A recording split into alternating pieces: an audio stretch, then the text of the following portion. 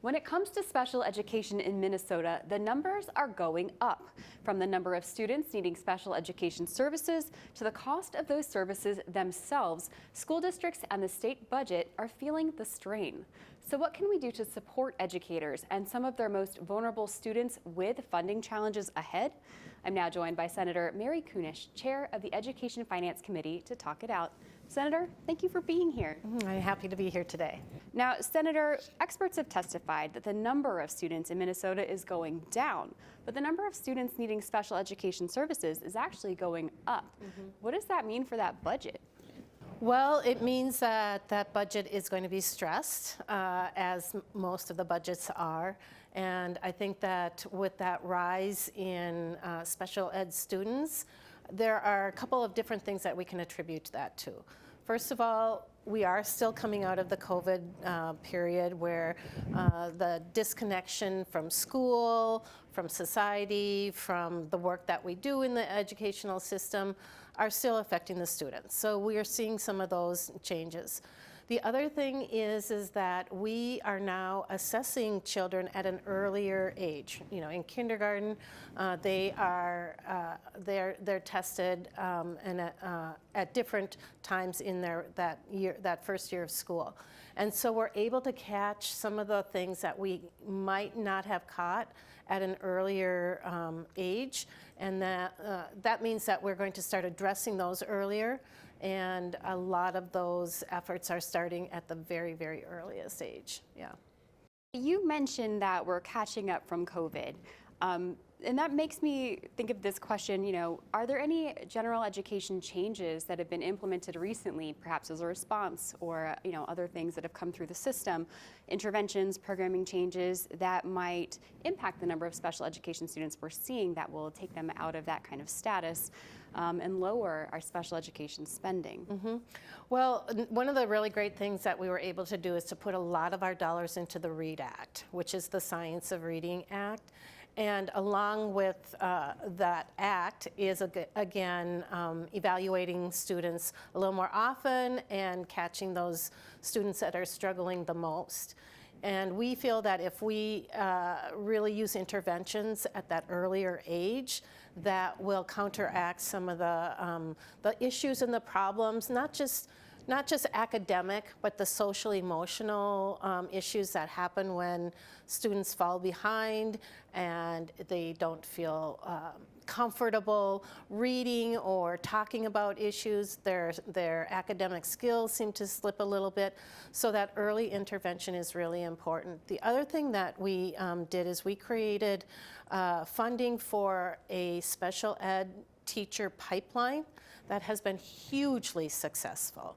The University of Minnesota Mankato created a special program just to help those special ed, like paras or educational assistants who are in the field already doing a lot of this work, and it's helping them to get that licensure that they need. I believe that you know, by the end of this year we might have 30 new licensed special ed teachers in the system, which might not seem like a lot when you look at the need, but that's 30 that we didn't have, and we will hopefully continue to fund those dollars into that pipeline. Senator, you mentioned the special ed teacher pipeline, the READ Act. These are things that Minnesota has instituted, but we know special education is a federal mandate. So can you talk me through some of the other things that Minnesota is doing to go above and beyond those national standards and what it's costing us, if we know? Sure. So we know that Minnesota thinks we're all, you know, we are the best of all. And so there are different expectations that we have around our special ed accommodations, as well as the services that our students get. We require a smaller ratio to our teacher to student. Some of the outcomes and the expectations are higher. Along with that, of course, means paperwork. A little bit more paperwork, maybe a lot more paperwork, which is really something that we have tried to look at and would like to find ways to minimize some of that paperwork, either if it's the special ed teacher has relief from some of the things that need to be done or that are required, or we find ways to fund an additional support staff to do some of that paperwork. So those are some of the things that we've been looking at. Well, I'm sure that is much appreciated. The November budget forecast was released back in November, and we're expecting a new forecast to come out this month. Has anything changed since November that could impact the budget in a positive way and kind of take special education out of that danger zone? Well, first of all, special ed is a priority for us, and funding special ed is a priority for us. That wouldn't be the first place I would look to make cuts when it comes, if we have to make cuts. We're hopeful that when we get the next forecast, and I think we're going to see it more in March, that those dollars will have changed in a more positive way. Until we see those, we can't even begin to assume where the dollars can be spent or where we have to make some adjustments. And you ask about changes. I think probably the most concerning issue right now is the demise of the Department of Education at the federal level, and especially when it comes to special ed. We don't know, and that's the worst part of it all, is that we don't know what cuts would be coming from the federal government, if those dollar revenues are going to be shut off, if there are going to be strings attached to some of the funding. Those are the things that, we're trying to grapple with, and I think that will make the biggest impact on special education in Minnesota, and the whole financial spectrum of financing education in Minnesota is what's going to happen if the federal, if the Department of Education goes away and those dollars either disappear or are allocated in a way that we're not certain. And we know historically, too, that the federal government hasn't always met its full obligation to pay for special education. So it certainly puts that in a more precarious place. Very much so. Can anything be done on our end to bring down the cost of special education without impacting the services we provide? I don't know that we could.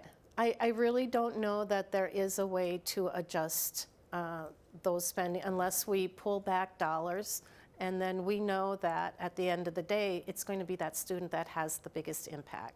So I would like to not decrease the funding for schools when it comes to special education and some of these other issues.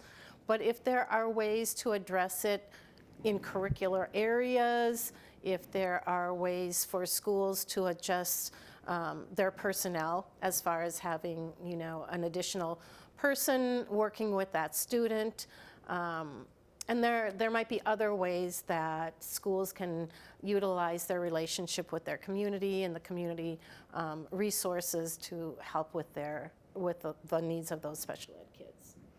Yeah, and talk to me about the community. What have you been hearing from parents since the topic of special education and the state's deficit, far out, but it's been mentioned, together. What are you hearing from parents about that? Well, parents are always going to advocate for their kids in the best way.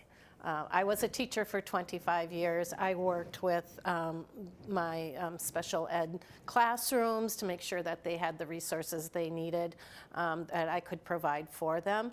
And the one thing I always came out of that is parents are really those students' champions. And so what we're hearing from parents is, please don't, minimize the value of my student. Make sure that those services are still available.